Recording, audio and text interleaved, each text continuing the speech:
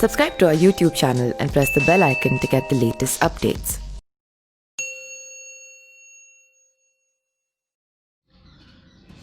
बिहार झारखंड का महापर्व छठ अब देश के कई अलग अलग हिस्सों में मनाया जाने लगा है। इस बार छठ पर्व 18 नवंबर से 21 नवंबर तक मनाया जाएगा, जिसकी शुरुआत आज नहाय खाय से हो गई है। क्या आप जानते हैं रांची में छठ पूजा का खास महत्व है। यहाँ के नगड़ी गांव में छठ का व्रत रखने वाली महिलाएं नदी या तालाब की बजाय एक कुएं में छठ की पूजा करती हैं। आइए आपको इसके पीछे की मान्यता बताते हैं। दरअसल मान्यता है कि इस कुएं के पास द्रौपदी सूर्यास्तना के साथ सूर्य को अर्घ भी दिया करती थी। ऐसा माना जाता है कि वनवास के दौरान पांडव झारखंड के इस इलाके में काफ़ी दिनों तक ठहरे थे।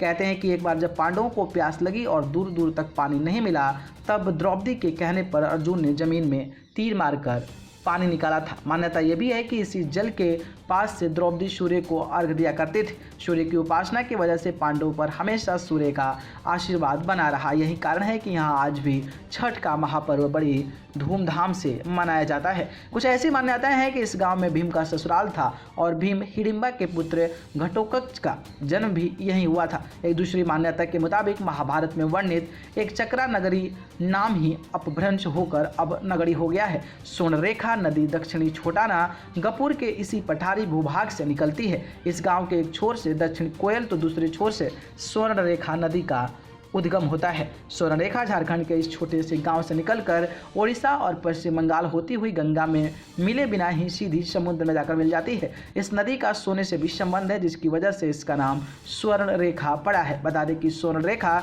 नदी की कुल लंबाई 395 किलोमीटर से अधिक है। इसके साथ ही कोयल भी झारखंड की एक अहम और पलामू इलाके की जीवन रेखा मानी जाने वाली नदी है। यहाँ के बुजुर्ग दोनों नदियों को आपस में जुड़ा हुआ बताते हैं। इस कुएं से पूरब की ओर जो धार फूट जाती है वह स्वर्ण रेखा का रूप ले लेती है और इस कुएं से जो उत्तर की ओर धार फूटती है वह कोयल नदी का रूप ले लेती है।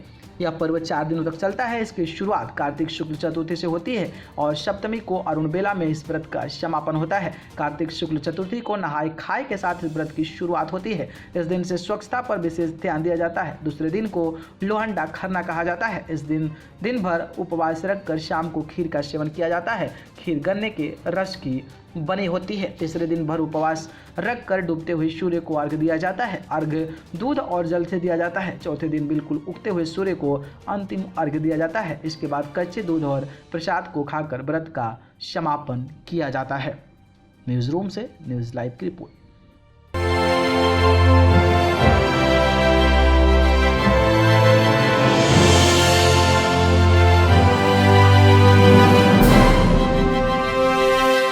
Subscribe to our YouTube channel and press the bell icon to get the latest updates.